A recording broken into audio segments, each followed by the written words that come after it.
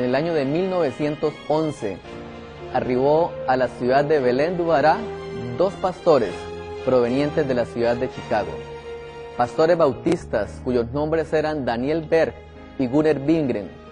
Una extraña doctrina llegó a esta ciudad, el don de lenguas. Esta doctrina dio origen al pentecostalismo moderno. Justo antes de que Cristo aparezca en las nubes de los cielos, la Sagrada Escritura menciona que habrá una falsificación de algunos dones del Espíritu Santo.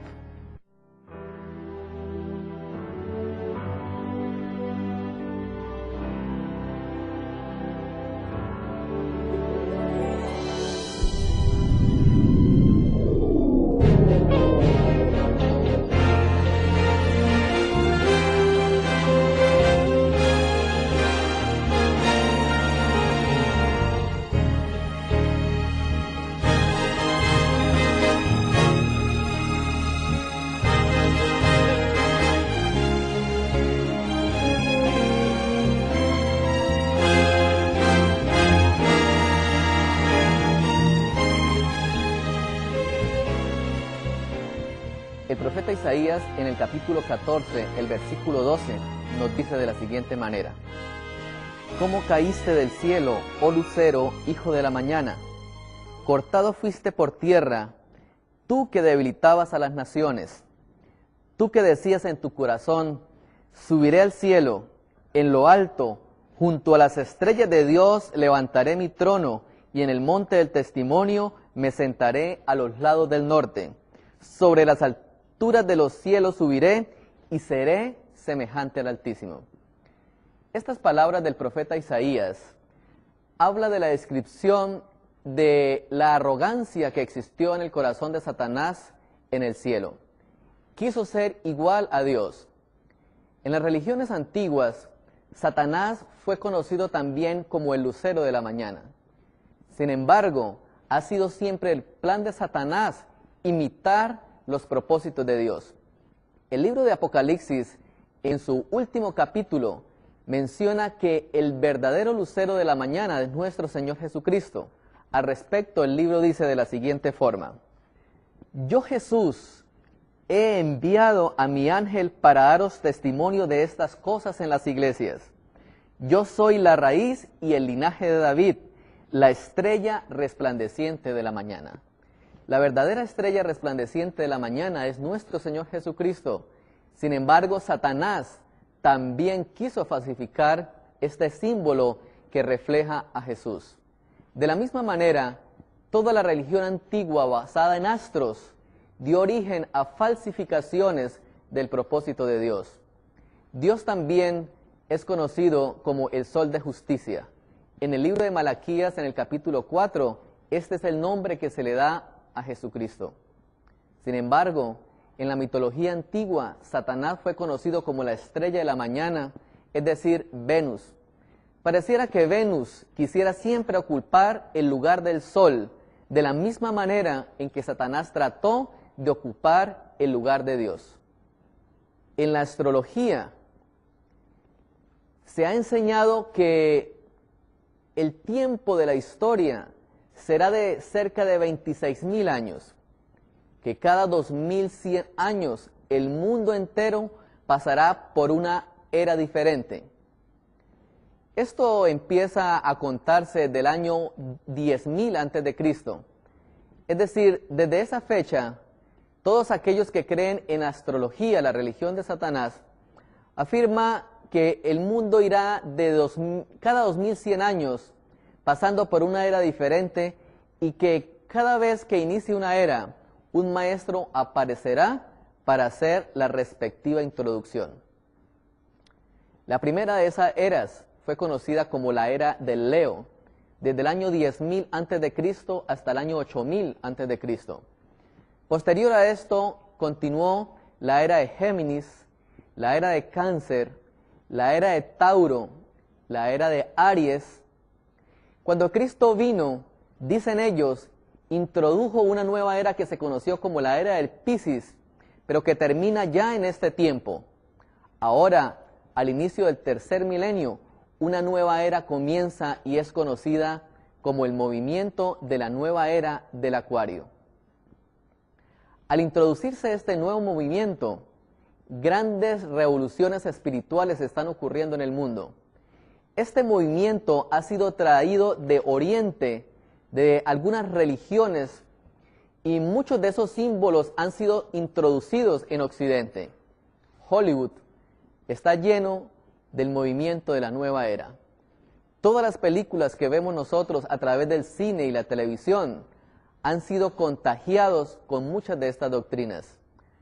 Muchos de los programas que ven nuestros hijos hoy en día son el producto de la obra maestra de Satanás que se llama el espiritismo.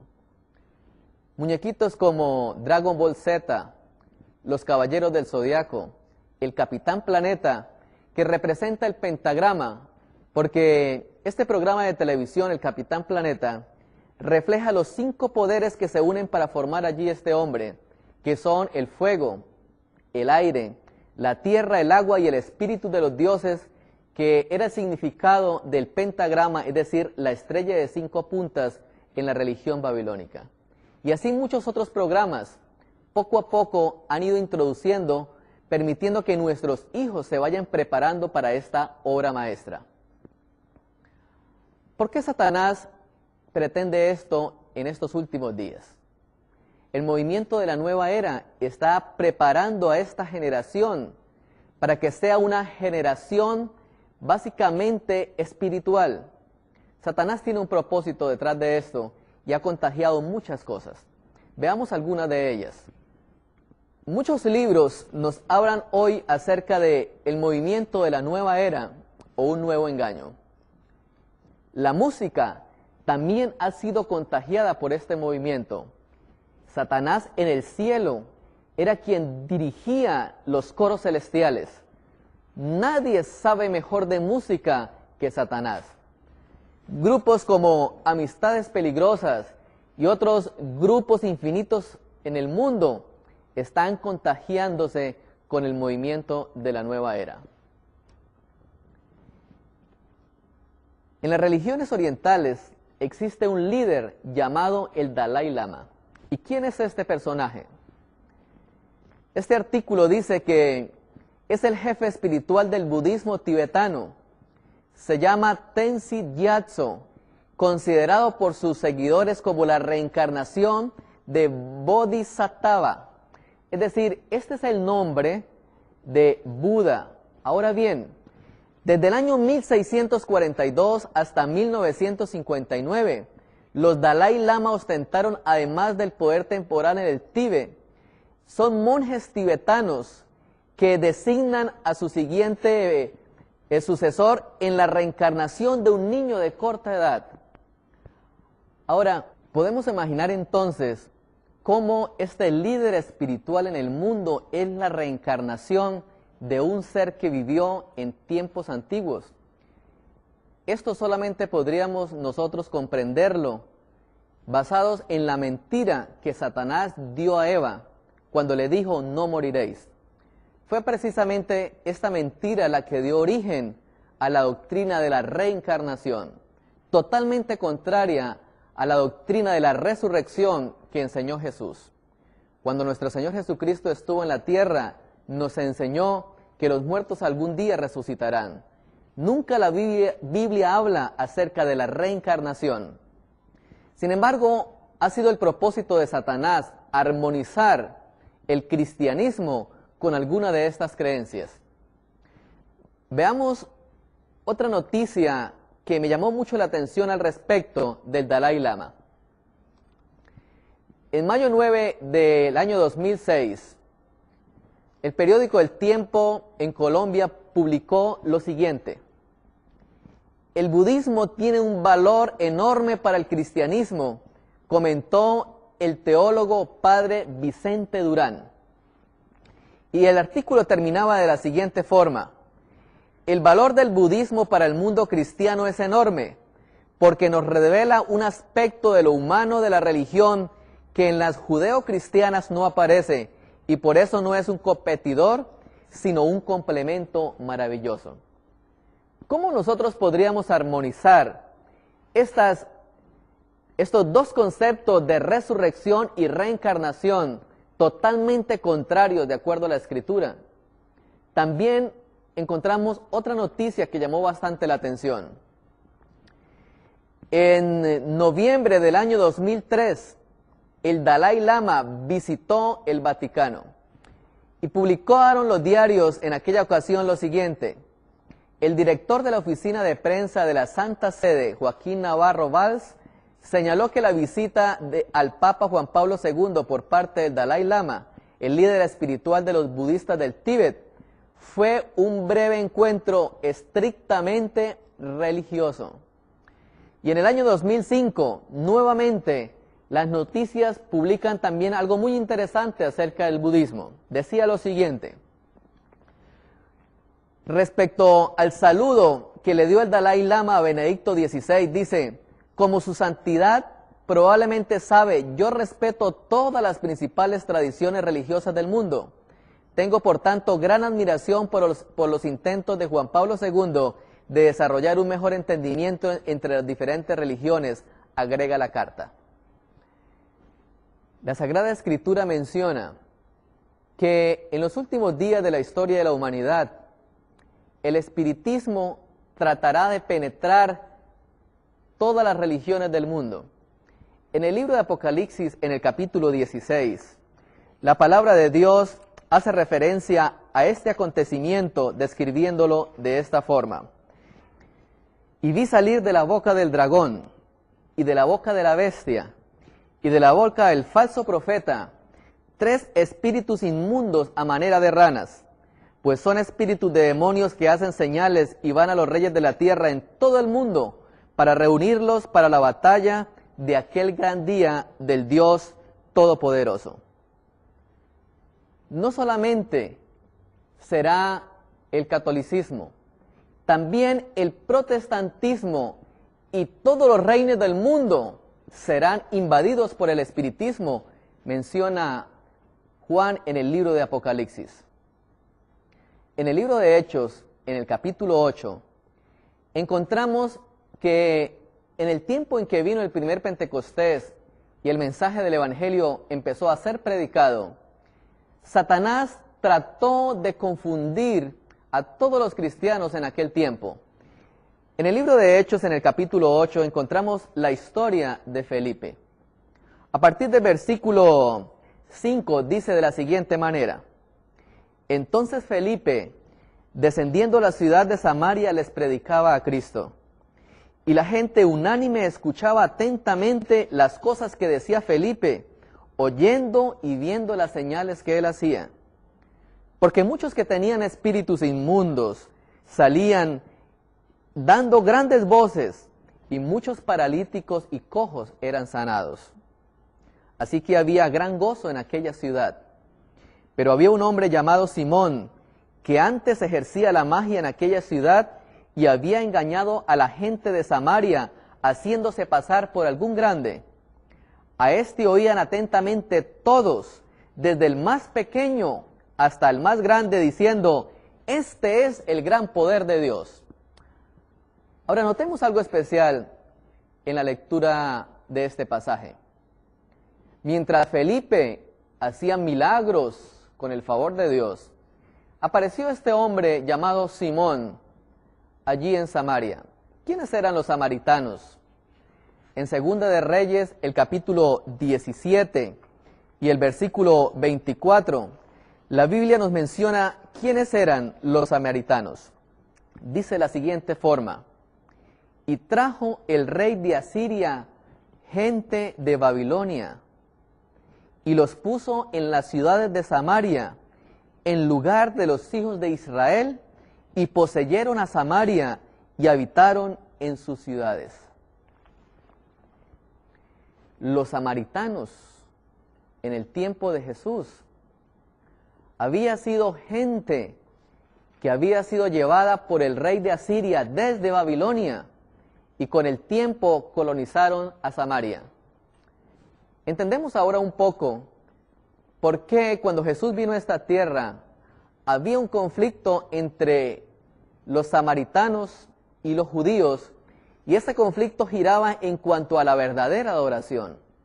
En el libro de Hechos, entonces, encontramos allí un conflicto entre Felipe y Simón. Pero el texto sigue diciendo de la siguiente manera. Versículo 11. Y le estaban atentos porque con sus artes mágicas les había engañado durante mucho tiempo. Pero cuando creyeron a Felipe, que anunciaba el evangelio del reino de Dios y el nombre de Jesucristo, se bautizaban hombres y mujeres. También Simón creyó y habiéndose bautizado estaba siempre con Felipe. Ahora, este hombre que una vez había utilizado la magia para engañar a muchas personas, también creyó y fue bautizado. Dice el versículo, y viendo las señales y grandes milagros que se hacían, estaba atónito.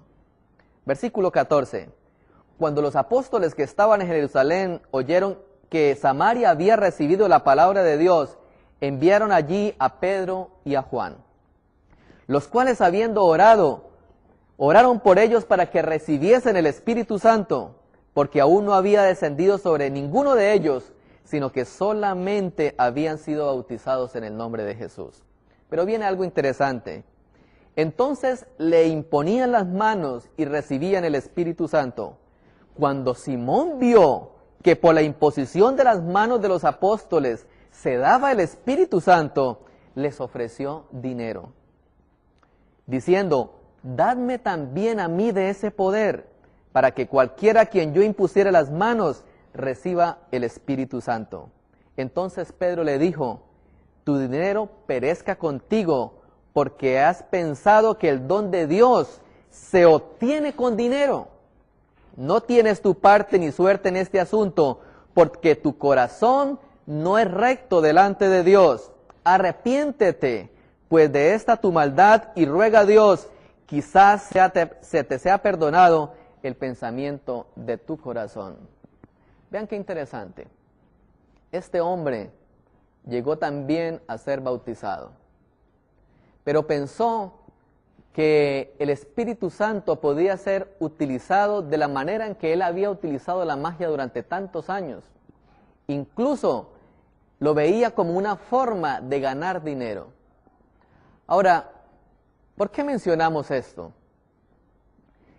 Algunos de los dones del Espíritu Santo mencionados en 1 Corintios, el capítulo 12, hace referencia al don de la sanidad y de hacer milagros. Sin embargo, en 2 de Tesalonicenses, el capítulo 2, el Señor Jesús nos advirtió que antes de que vinieran las nubes de los cielos, habría una falsificación de estos acontecimientos. Dice el capítulo 2 de 2 de Tesalonicenses, el versículo 8, lo siguiente. Y entonces se manifestará aquel inicuo, a quien el Señor matará con el espíritu de su boca, y destruirá con el resplandor de su venida. Inicuo cuyo advenimiento es por obra de Satanás, con gran poder, señales y prodigios mentirosos, y con todo engaño de iniquidad para los que se pierden, por cuando no recibieron el amor de la verdad para ser salvos. Por eso Dios les envía un poder engañoso, para que crean la mentira, a fin de que sean condenados todos los que no creyeron en la verdad, sino que se complacieron en la injusticia. Notemos que la Sagrada Escritura es muy clara en afirmarnos que esto ocurrirá antes de que Cristo venga, porque dice que será destruido con el resplandor de su venida. ¿Y en quiénes operará este error? En todos aquellos que no quieran aceptar la verdad. Cuando nosotros recordamos la liberación del pueblo de Dios en el tiempo de Egipto, también vemos que en aquella ocasión ocurrieron muchos milagros. Vamos a mirar un detalle especial que es importante para lo que ocurre en estos últimos días. Cuando Dios llamó a Moisés y a Aarón para que fueran los líderes que liberarían finalmente a aquella nación de la esclavitud de Egipto, les dio el poder también de hacer milagros. En el libro de Éxodo, en el capítulo 7, el versículo 8 en adelante dice de la siguiente forma: Habló Jehová a Moisés y a Aarón diciendo: Si Faraón os respondiere diciendo, mostradme milagros, dirás a Aarón, toma tu vara y échala delante del Faraón para que se te haga culebra. Vinieron pues Moisés y Aarón ante el Faraón, e hicieron como Jehová lo había mandado, y echó a Aarón su vara delante de Faraón y de sus siervos, y se le hizo culebra. Versículo 11. Entonces llamó también Faraón sabios y hechiceros, e hicieron también lo mismo los hechiceros de Egipto con sus encantamientos. Un detalle especial. Satanás también pudo falsificar el milagro que había hecho Dios inicialmente con Moisés. Una vez empiezan a caer las plagas, notamos algo también muy interesante. Dice el capítulo 7, a partir del versículo 20, lo siguiente. Y Moisés y Aarón hicieron como Jehová lo mandó, y alzando la vara golpeó las aguas que había en el río en presencia de Faraón y de sus siervos, y todas las aguas que habían en el río se convirtieron en sangre. Pero dice el versículo 22, y los hechiceros de Egipto hicieron lo mismo. Ahora, no solamente los hechiceros pudieron entonces hacer también venir culebras, sino que ahora imitan también este otro milagro, convertir el agua en sangre. Dios envía ahora entonces plaga de ranas. Y en el capítulo 8, el versículo 6 dice, entonces Aarón extendió su mano sobre las aguas de Egipto, y subieron ranas que cubrieron la tierra de Egipto. Pero el versículo 7 menciona, y los hechiceros hicieron lo mismo con sus encantamientos. Hasta este momento pareciera que no existiera diferencia entre el poder de Dios y el poder de Satanás. Pero vendría otra plaga, y la plaga era de piojos. Y en el mismo capítulo 8, el versículo 17, dice, y ellos lo hicieron así. Aarón extendió su mano con su vara y golpeó el polvo de la tierra, el cual se volvió piojos, así en los hombres como en las bestias. Todo el polvo de la tierra se volvió piojos en el país de Egipto. ¿Pero qué creen? Los hechiceros quisieron hacer lo mismo, pero el versículo 18 dice, y los hechiceros hicieron también para sacar piojos con sus encantamientos. Pero ahora viene algo muy interesante, dice la Escritura, pero no pudieron. Desde aquel entonces quiso Satanás menguar la influencia de los verdaderos milagros. Ya sabía Satanás que cuando Cristo viniera a la tierra, su ministerio también iba a mostrar el poder de Dios mediante la realización de grandes milagros. Por eso cuando Jesús vino a esta tierra, hizo algunos milagros que mostraban que detrás de él había un poder superior, que era el poder de Dios, y cosas que Satanás no puede imitar. Si nosotros somos detallistas, cada uno de los milagros de Jesús tuvo una característica muy especial. Los milagros de Jesús fueron caracterizados porque sanaba cierto tipo de pacientes.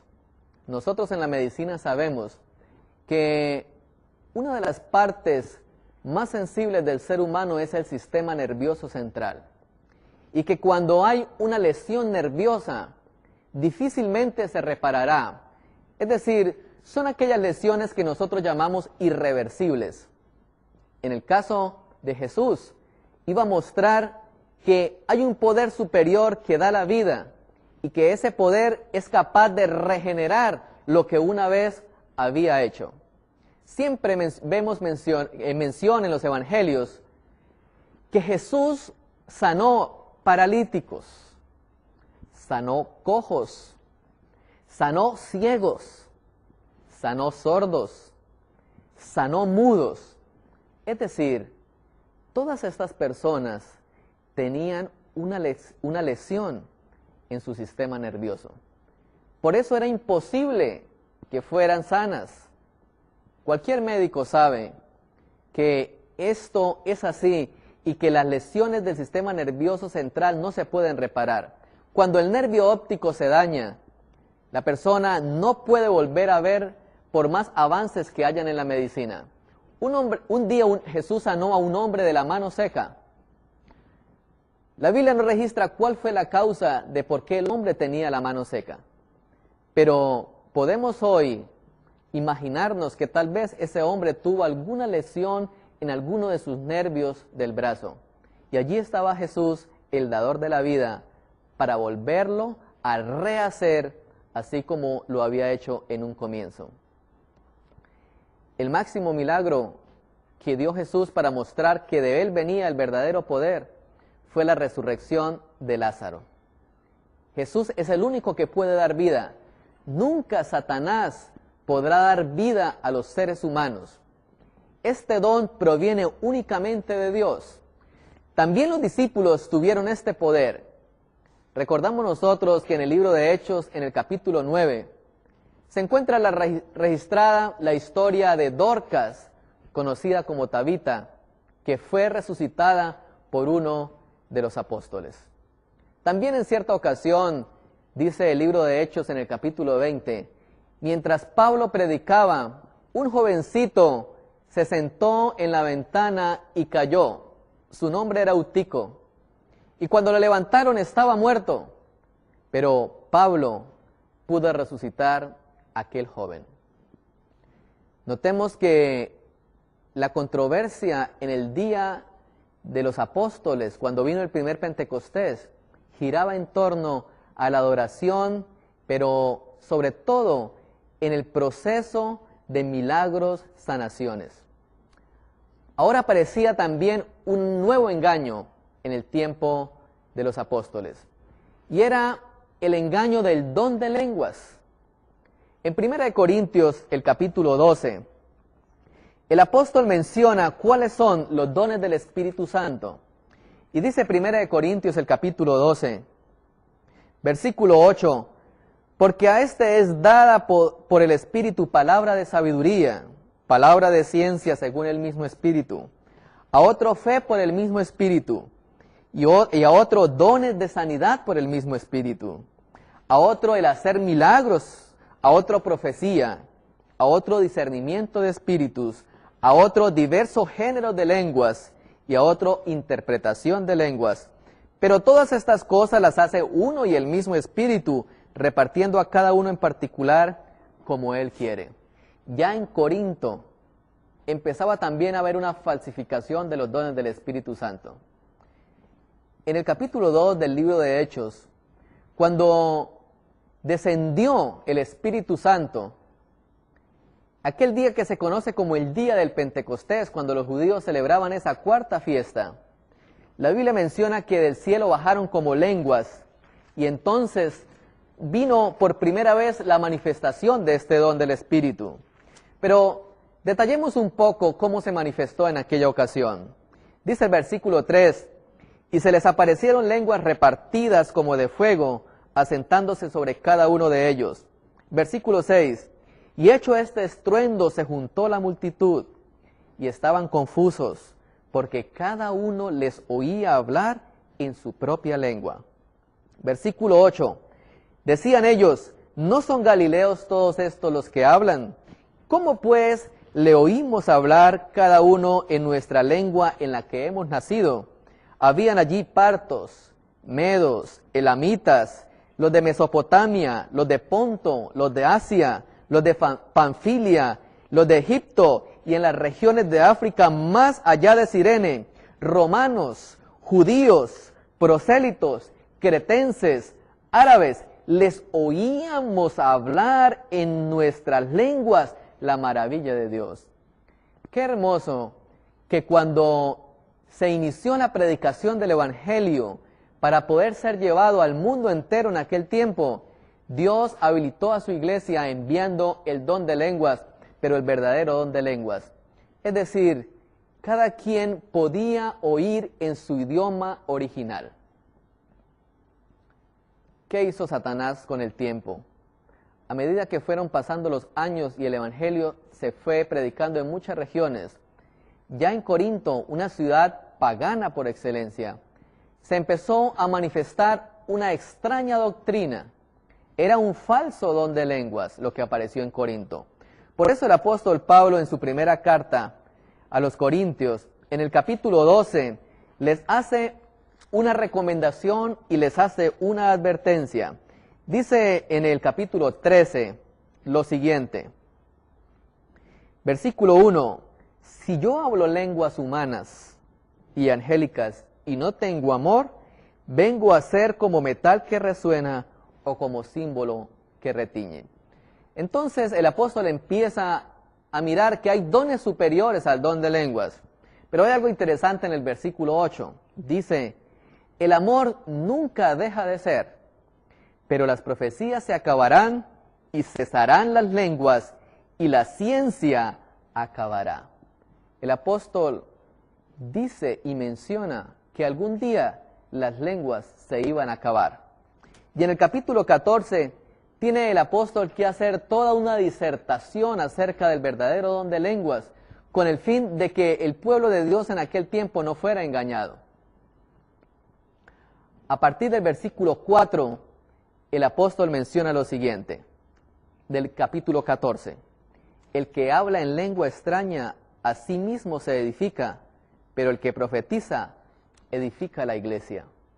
No es casualidad entonces que una de las características de la iglesia verdadera al final de los tiempos es que guarda los mandamientos de Dios, pero también tiene el espíritu de la profecía.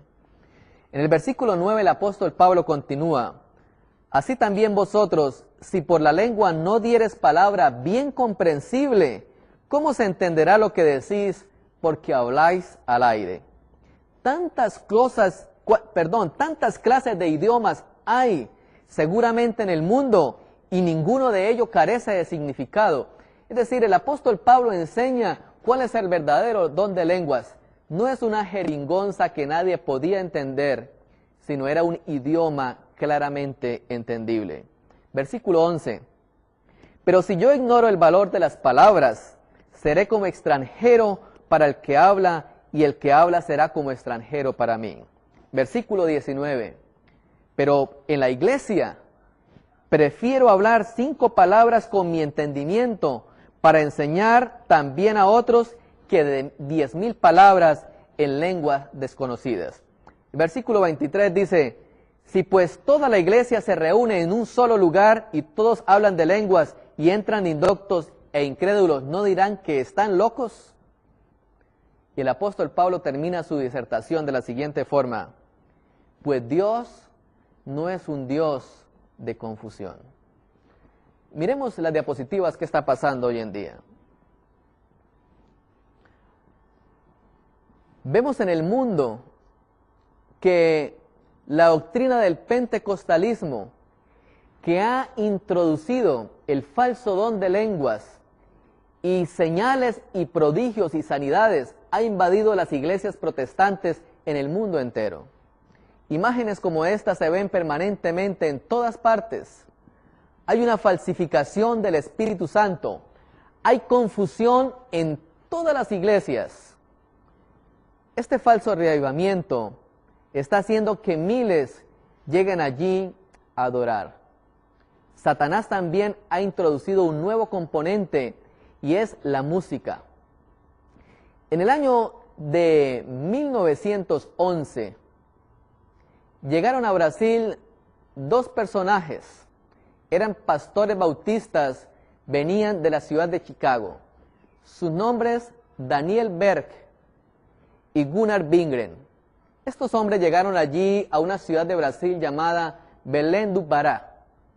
Allí empezaron a llevar su doctrina a todas las iglesias bautistas de la ciudad de Belén, pero no fue aceptada por los dirigentes de esta ciudad en la iglesia. Así que fueron expulsados de la iglesia. Y en ese año, ellos entonces conforman una nueva denominación religiosa que tomó el nombre de la Asamblea de Dios. Para ese mismo año, llegó de igual forma a Sao Paulo otro pastor de origen presbiteriano llamado Luis Francesconi. De la misma manera, trajo la doctrina del don de lenguas. Hacia el año de 1950 surge un nuevo hombre llamado Harold Williams, también allí en Sao Paulo, que trajo el don de sanidad y venía él de los Estados Unidos de Norteamérica. Esta combinación dio origen a lo que hoy conocemos como el movimiento pentecostal. Ahora, no creemos que todas estas personas que conforman estas comunidades religiosas están siendo dirigidas por Satanás. Satanás ha producido estos falsos reavivamientos.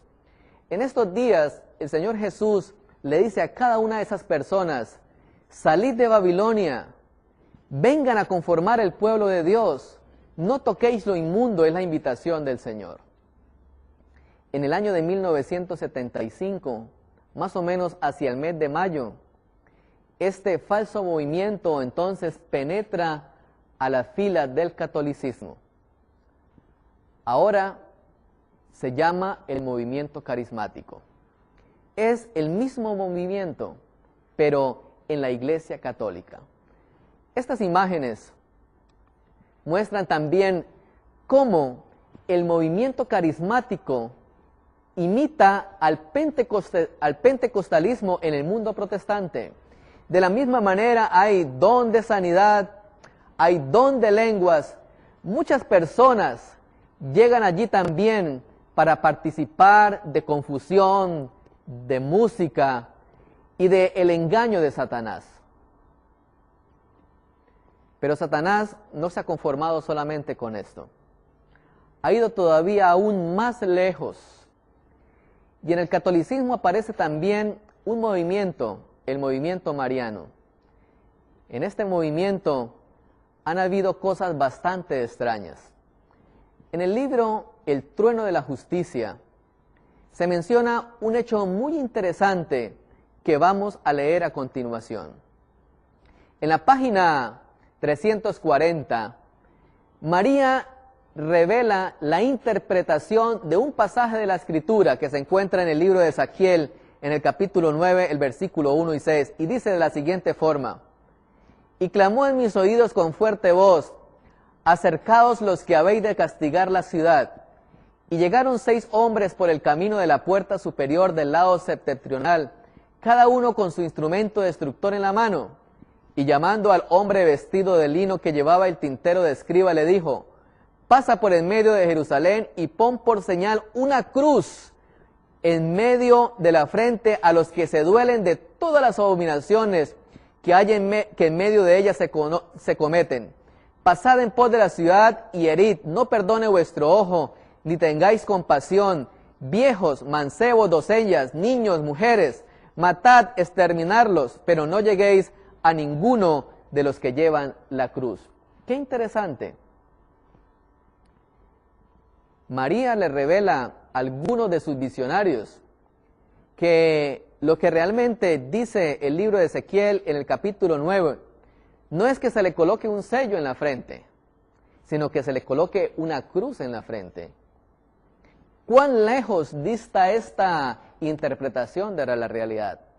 El libro de Apocalipsis nuevamente nos enfatiza que Dios va a colocar un sello en la frente a todos aquellos que le sean fieles, pero que no va a ser un sello o una marca invisible, sino que Dios escogió uno de sus mandamientos para llegar a ser la marca de distinción entre Él y su pueblo. Pero notemos lo que sigue diciendo este libro acerca de lo que es esa cruz en sus frentes. En la página 31 dice: aunque el Calvario fue en primer lugar y sobre todo el escenario de sufrimiento de la pasión y muerte de nuestro Señor, estos también fueron la causa de que Nuestra Señora padeciera heridas místicas ocultas. Dios no quiere que las preciosas heridas de Nuestra Señora permanezcan ocultas por más tiempo, sino que por el contrario, su pueblo debe comprender la singular purificación que la humanidad recibió y continuará recibiendo mediante la devoción a las heridas místicas de María. Ahora, es tremendo lo que Satanás trata de hacer en estos últimos días. Ahora en este libro menciona que María también sufrió heridas místicas. Por eso hoy en día nosotros vemos que están apareciendo estas imágenes. Se llaman los estigmas o los estigmatizados.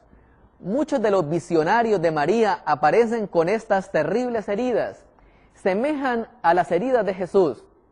En el libro de Gálatas se menciona que el apóstol Pablo dice: de aquí en adelante nadie me cause molestia, porque yo traigo en mi cuerpo las marcas, en el original es los estigmas del Señor Jesús.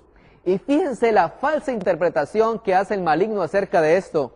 Y los visionarios aparecen con heridas en sus pies, en sus costados, en sus manos. Lloran sangre y aparecen con una cruz en sus frentes.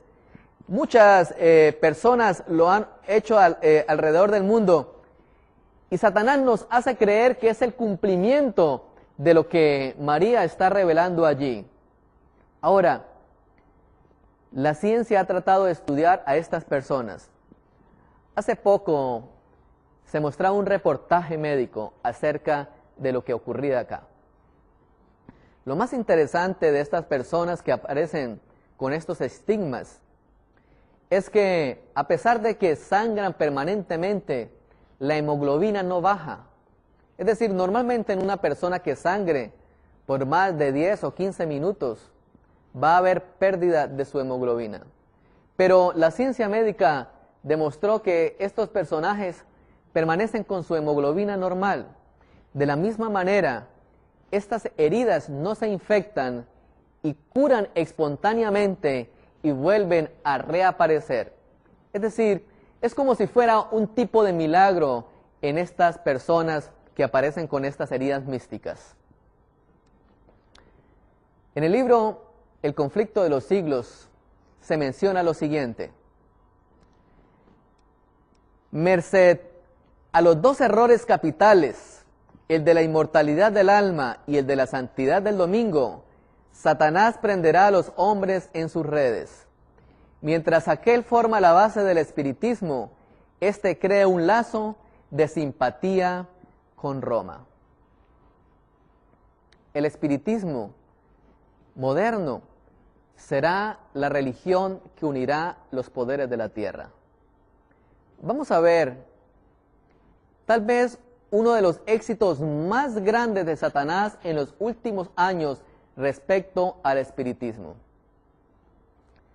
Nada le interesa más al enemigo que nosotros mantengamos ignorancia respecto a las verdades sagradas. En el año de 1990, una mujer de apellido Rowling viajaba en Inglaterra desde la ciudad de Manchester hasta Londres. Mientras realizaba el respectivo viaje, tuvo la sensación de que llegó a su mente la inspiración de crear un personaje. Ese personaje ha llegado a ser conocido en el mundo como Harry Potter. Ahora bien, mientras hizo el viaje, la mujer pudo escribir el nombre de cada uno de los personajes que iban a participar allí, hasta que cuando termina su viaje ya tiene en su mente plasmada la idea de qué iba a transmitir. Esta mujer siempre había querido ser escritora. Nunca lo había podido lograr.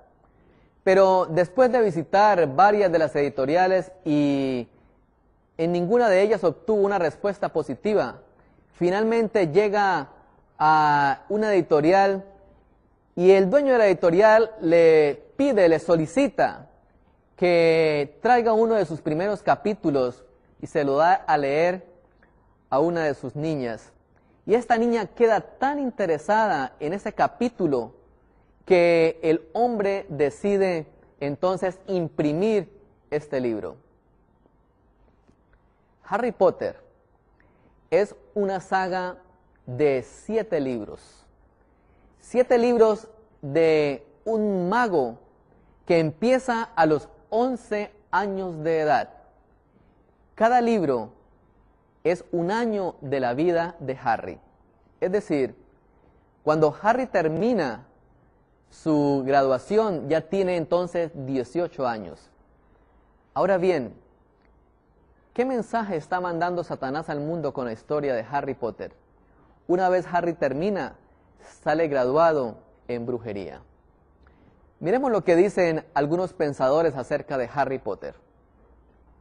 La revista Newsweek, el 17 de julio del año 2000, publicó lo siguiente: el espectacular éxito de los libros de Harry Potter quizás ayude a crear una nueva generación de lectores empedernidos. Por lo menos nos recuerda que las historias bien escritas y con personajes interesantes logran encontrar una audiencia, escribió la periodista Anna Quidlin en la revista Newsweek. Estas son algunas de las imágenes de Harry Potter, conocida hoy por el mundo entero. Pero hay algunas cosas interesantes de Harry.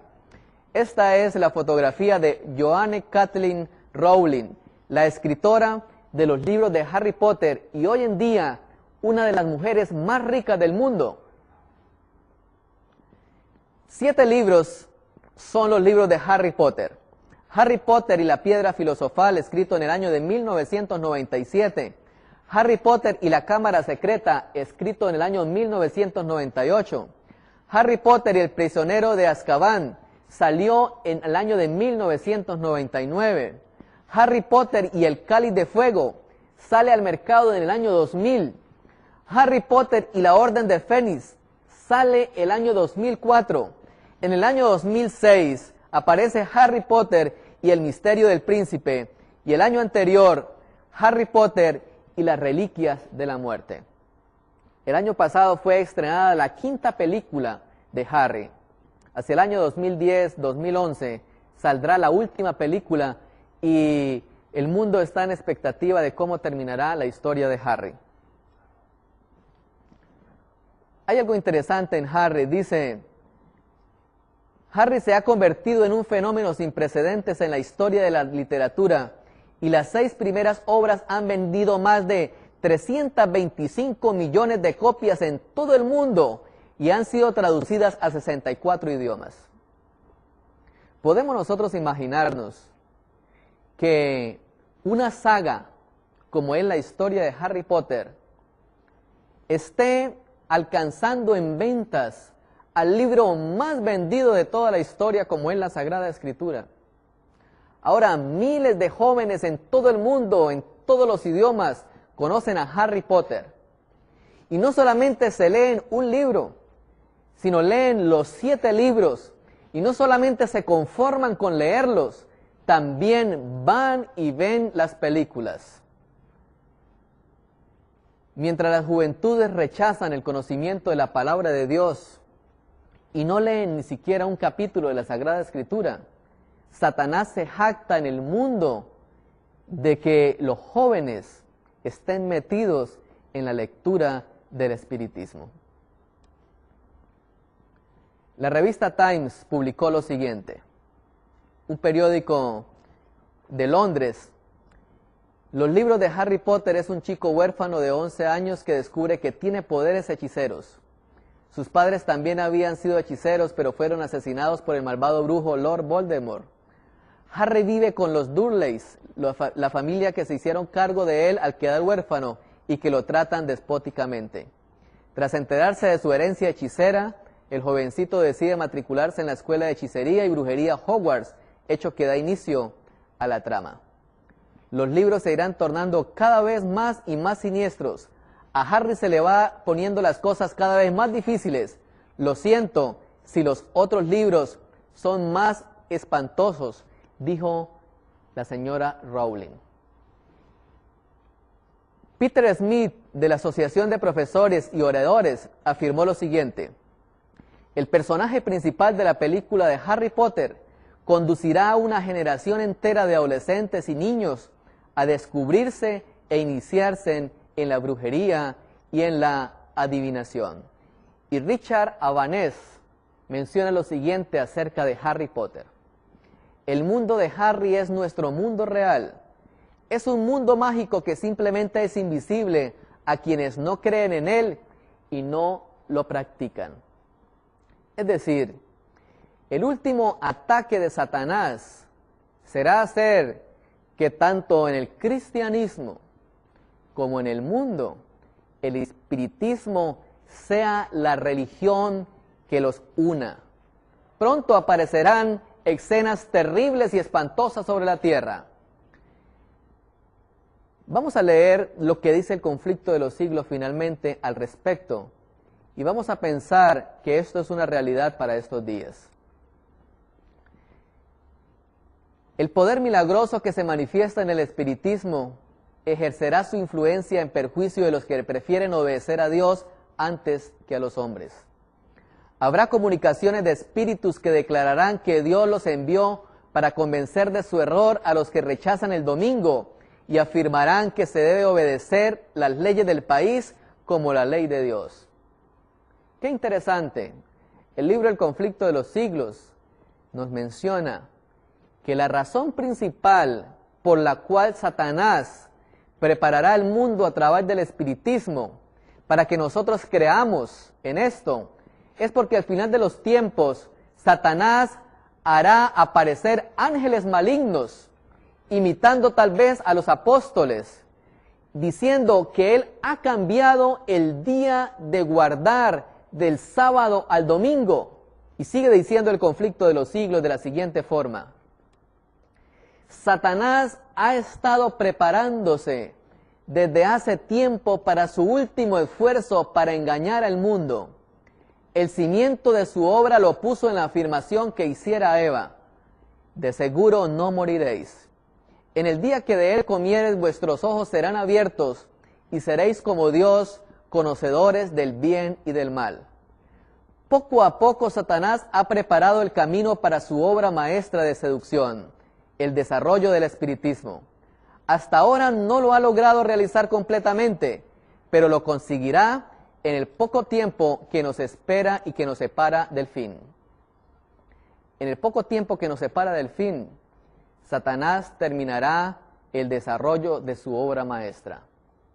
Sin embargo, Dios nos ha advertido claramente para que no seamos engañados.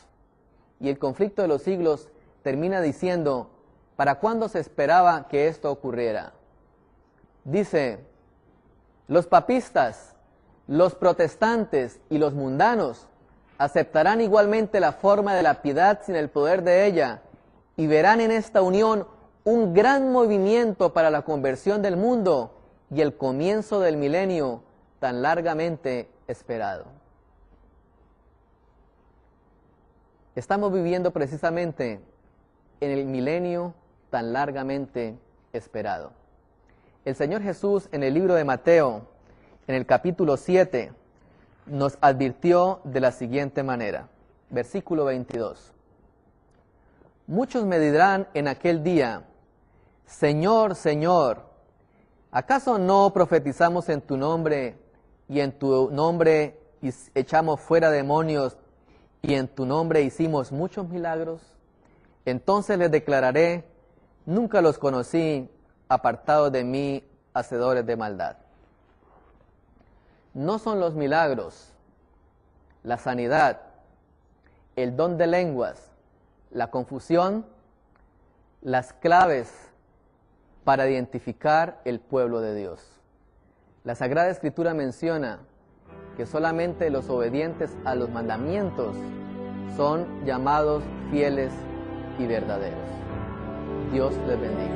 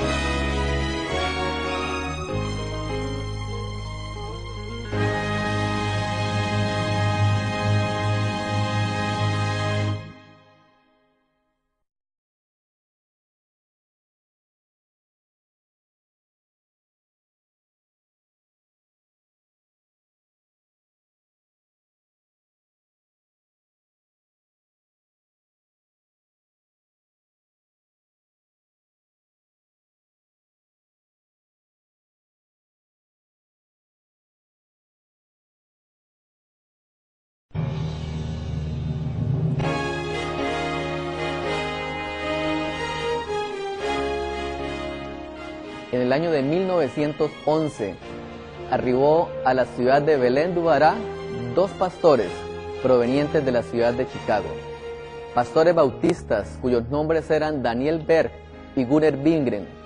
Una extraña doctrina llegó a esta ciudad, el don de lenguas. Esta doctrina dio origen al pentecostalismo moderno. Justo antes de que Cristo aparezca en las nubes de los cielos, la Sagrada Escritura menciona que habrá una falsificación de algunos dones del Espíritu Santo.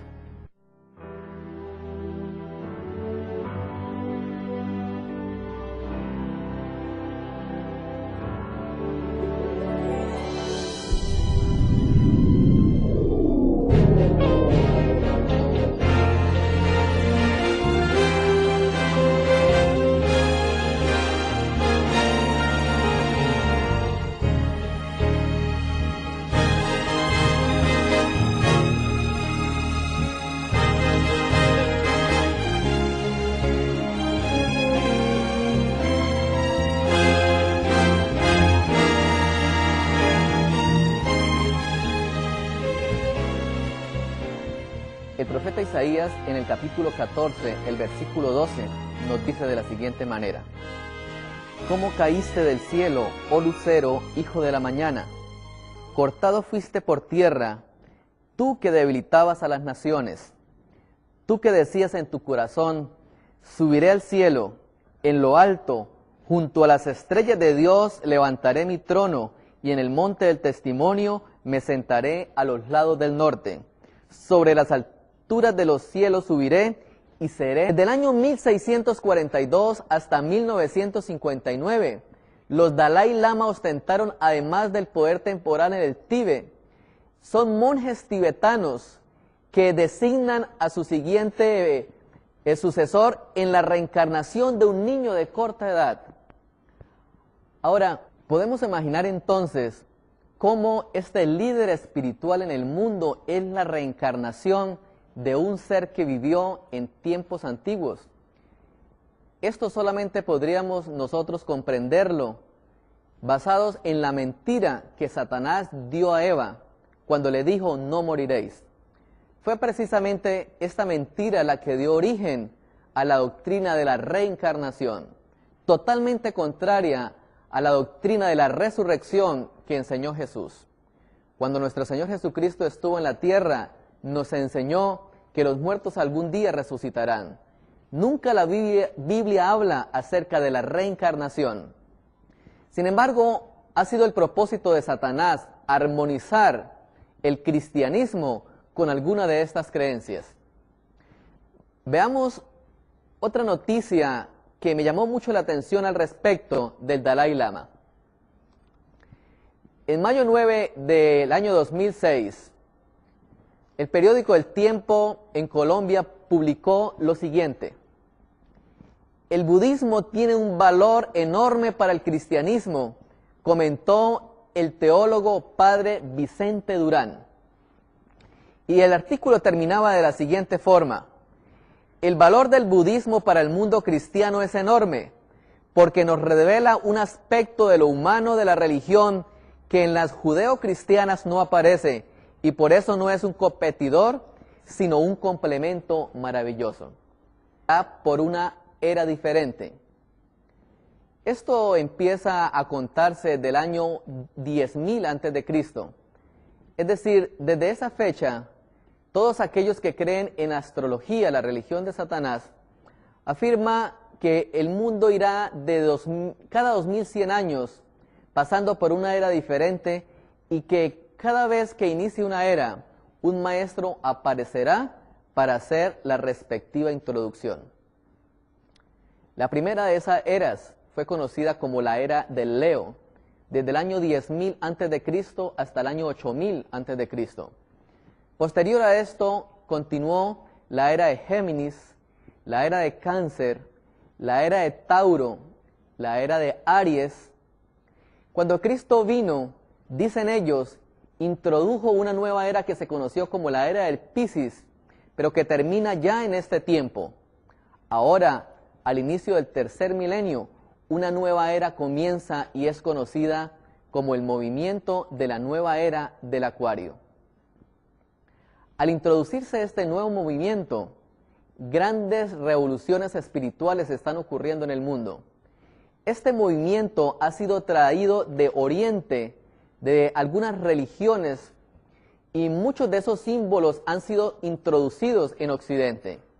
Hollywood está lleno del movimiento de la nueva era. Todas las películas que vemos nosotros a través del cine y la televisión han sido contagiados con muchas de estas doctrinas. Muchos de los programas que ven nuestros hijos hoy en día son el producto de la obra maestra de Satanás que se llama el espiritismo. Muñequitos como Dragon Ball Z, los Caballeros del Zodiaco, el Capitán Planeta, que representa el semejante al Altísimo. Estas palabras del profeta Isaías habla de la descripción de la arrogancia que existió en el corazón de Satanás en el cielo. Quiso ser igual a Dios. En las religiones antiguas, Satanás fue conocido también como el lucero de la mañana. Sin embargo, ha sido siempre el plan de Satanás imitar los propósitos de Dios. El libro de Apocalipsis, en su último capítulo, menciona que el verdadero lucero de la mañana es nuestro Señor Jesucristo. Al respecto, el libro dice de la siguiente forma: Yo, Jesús, he enviado a mi ángel para daros testimonio de estas cosas en las iglesias. Yo soy la raíz y el linaje de David, la estrella resplandeciente de la mañana. La verdadera estrella resplandeciente de la mañana es nuestro Señor Jesucristo. Sin embargo, Satanás también quiso falsificar este símbolo que refleja a Jesús. De la misma manera, toda la religión antigua basada en astros dio origen a falsificaciones del propósito de Dios. Dios también es conocido como el sol de justicia. En el libro de Malaquías, en el capítulo 4, este es el nombre que se le da a Jesucristo. Sin embargo, en la mitología antigua, Satanás fue conocido como la estrella de la mañana, es decir, Venus. Pareciera que Venus quisiera siempre ocupar el lugar del sol, de la misma manera en que Satanás trató de ocupar el lugar de Dios. En la astrología se ha enseñado que el tiempo de la historia será de cerca de 26.000 años, que cada 2100 años el mundo entero pasará al pentagrama, porque este programa de televisión, El Capitán Planeta, refleja los 5 poderes que se unen para formar allí este hombre, que son el fuego, el aire, la tierra, el agua y el espíritu de los dioses, que era el significado del pentagrama, es decir, la estrella de 5 puntas en la religión babilónica.